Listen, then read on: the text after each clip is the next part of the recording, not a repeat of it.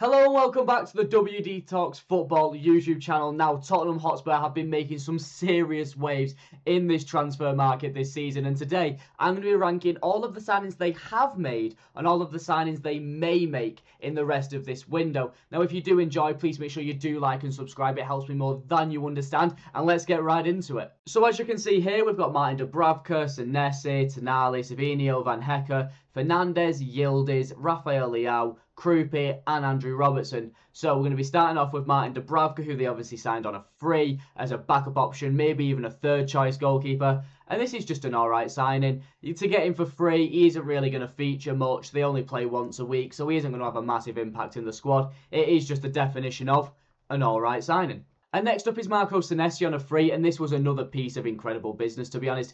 An unbelievable defender last season, obviously coming from Bournemouth. He is the definition of a good signing, and what he actually is able to do is exactly what Spurs were missing. And if you look here, I'm comparing Senesi to Christian Romero, who obviously they had last season. Obviously, Romero's winning in that aerial duel sort of area, but the ball carrying, the progressive passes, that sort of area, Senesi is the one that is absolutely dominating in it. Obviously, possession one is obviously very similar, which is obviously what you want in a defender. And whilst the aerial ability isn't that strong, what he's going to give them in ball carrying and progressive passes, which is where Spurs were struggling, is to break through them lines. Senesi is the perfect option for that. And then in the midfield department, they've signed Sandro Tonali for £100 million, which I believe is £92.5 million in a fixed fee and £7.5 million in add-ons. Their transfer record and the most expensive Italian footballer ever. And he is absolutely fantastic. Now, I won't lie, I did want Manchester City to sign him and sort of pay that fee, because I believe that is probably what he's worth, to be honest.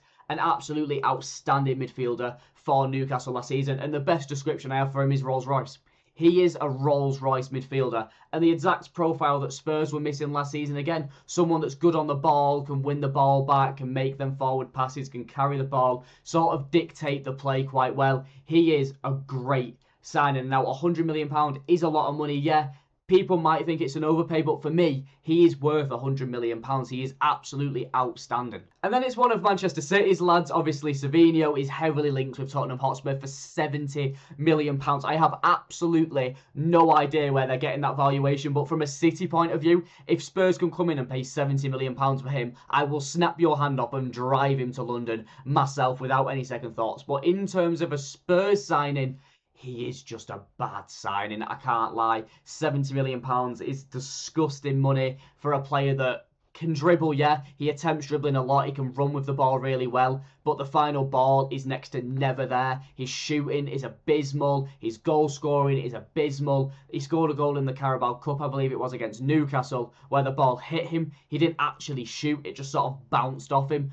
But as soon as he gets that first goal, he does turn into a really good winger, I won't lie. He gets this burst of confidence that he does seem to be lacking. And now for Tottenham Hotspur, I believe he would be playing on that left-hand side rather than the right-hand side like he is at Manchester City. So whether he's able to do better on that left-hand side like he did at Girona, driving with the ball on that left foot, obviously because he's left-footed, I'm not sure. But for me, it is just a bad signing. Would I want Manchester City to keep him? Maybe, but he just needs to improve heavily over the next sort of season or two. There is a player in Savinho, if he can get that last sort of the final third ability there and sort of work on his physicality and his defending, there is a winger in him. And then next up is Rafael Leao, who is coming from AC Milan, obviously wants to see out, and is a great comparison to Savinho because it's another left winger that Spurs are after. And when you look at their profiles, you see exactly what I was sort of describing. Savinho, incredible ball carrying, dribbling, the crossing, he does a lot of it, it never really works out. His expected assists might be there, but when you've got Erling Haaland at the other end of it, if he can't score, are the chances really that good? And then the goal scoring is just absolutely abysmal. When you compare that to Rafael Leao, whose goal scoring is really good, and that is what Spurs were lacking last season, someone to put the ball in the back of the net. Now, his crossing might not be as great, he might not carry the ball as much or dribble as much, but if you're not doing it as much, but when you do it, you put the ball in the back of the net, for me, that is a much better signing at a much less significant cost. That is just a really good signing. So I'm going to slide him right up there into good, because I believe anyone that gets Rafael Leao this summer is going to get an absolutely incredible player. I really want Manchester City to go in for him, just to have him as another backup option in that wing roles, because the amount of depth that we could be able to build with these wingers that we've got coming in, Semenyo, Rafael Leao, Doku, Hecke, would be incredible. And then next up is Van Hecke, who they bought from Brighton for £52 million. And I'm going to pair this up with the fact that they sold Vuskovic for £50 million, and they've effectively bought Van Hecke for £2 million. And now signing a player like Van Hecke for £2 million is absolutely disgusting. And when we go back and compare him once again to Marco Senesi, who they obviously brought in as well, it's someone that can carry the ball really well, progressive passing really, really well. Now, he might not win the ball back nearly as much as Senesi, but when he's got that aerial duels, just a little bit more defensive duels, he loves and loves and loves the physical battles. The forward passes really, really up there, always trying to drive the ball through the lines, which is what Spurs were missing. So for me, just another really good signing. So we're going to slide this trooper right up there, and I think the new Spurs back line, to be honest, will look really good next season with Pedro Porro on the right, Udogie on the left, and then Senesi and Van Hecke in that midfield. Whether they keep Van de Ven and put him at left back would also be really good, but I think that back line is looking really solid right now. And next up is Matheus Fernandes from West Ham for £85 million. Yeah, you heard that right, £85 million. Now, they bought him before Tonali, which broke their record, and then less than 24 hours later,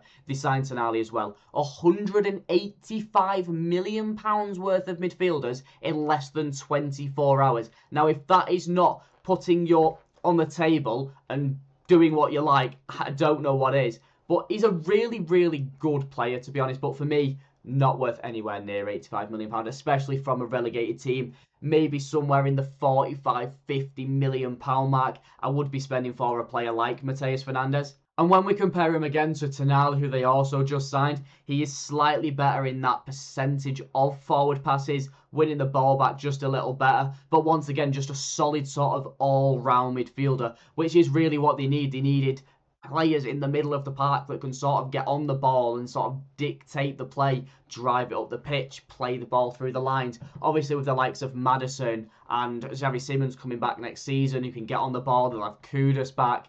They'll have a really solid foundation to build on, building from these two, because at the end of the day, it comes from your back. It comes from effectively your two centre backs, and then them two midfielders that want to receive the ball, and them two being able to work together to then start driving the ball up the pitch and giving it to the more creative players that then put the ball in the back of the net. But a really good signing. But unfortunately, I just cannot get over the price tag. What in the holy overpay were Spurs doing, giving £85 million to West Ham? Now, don't get me wrong. Spurs needed the profile, spent the money and got it. That's what I would want my club to do. It's what my club does do, really. But in terms of an outsider looking in, what in the overpay? And then it's Kenan Yildiz, who I think would be an absolutely statement piece from Spurs if they were able to get this over the line. Now, do I think it's going to happen?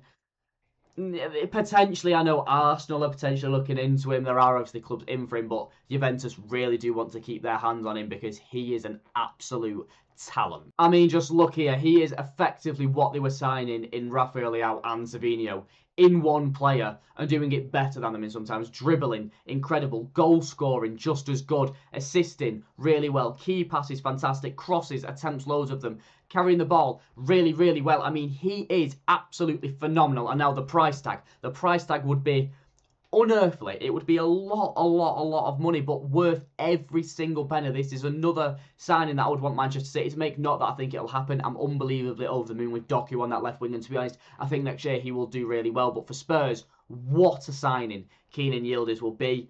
But I do just think the lack of European football, the price tag, the fact that Yildiz wants to play competing for the tippy top level of football, which Spurs aren't able to do right now, especially finishing back-to-back 17th. I do just think that transfer is unrealistic. And next up is Krupi from Bournemouth, the 20-year-old that broke the teenage goal-scoring record, scoring 13 Premier League goals, including the dagger at the end of the season that all but secured Arsenal as Premier League champions against Manchester City, and he had an absolutely glowing campaign. His minutes were managed. If he was able to play more game time, he would have scored more goals. It's as plain as simple as that. He looks like an absolute talent for the future. And once again, another player that Spurs need, don't get me wrong. A team finishing 17th is obviously going to need players, which is why you're saying that it's exactly what they need, because goal scoring was a massive issue last season. And this kid could come in and just completely revolutionise that. I mean, this is another player I would want Manchester City to sign purely so other teams can't have him. And if Spurs are able to get this over the line, it would be absolutely disgraceful. It'd be an incredible signing, but the price tag is about £100 million. I think Bournemouth have put on the £100 million price tag on him, which is absolutely mental to think. But with how transfers are going this sort of window, I do think it's unrealistic. I just don't think Spurs are going to go in for it. But with how they threw the money at Tonali, threw it at Mateus Fernandes, it'd just be a great signing. If they pay £100 million, I would rate it. I really would. That is once again getting it out and putting it on the table and showing the rest of the Premier League that, hey, you mean business. And then last but not least, it is Andrew Robertson, who they did sign on a free. Obviously a left back, aging but still really good. Probably coming in for more game time.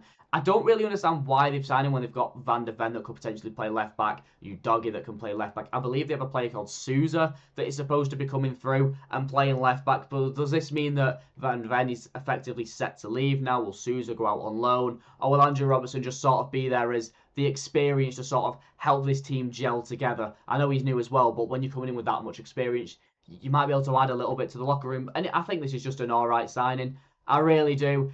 He is, once again, what Spurs need, just a bit of experience, working with De Zerbi, being able to help manage games. They are only playing once a week, but in cup competitions and stuff, Robertson might be able to come in. I can't see him coming in and starting over the likes of Udogie, but you know what? I'm not De Zerbi, and he might have his own game. He might have his own game plan, so let me know what you think. But that is the end of the video. If you did enjoy, please make sure you do like and subscribe. As I say, it helps me more than you may know. And please make sure you follow me on TikTok, where I am going to start live streaming and doing football mini games, football watch-alongs, playing games on there. So please make sure you do check that out. But yeah, let me know what you thought to the Spurs tier list, and I will see you in the next one.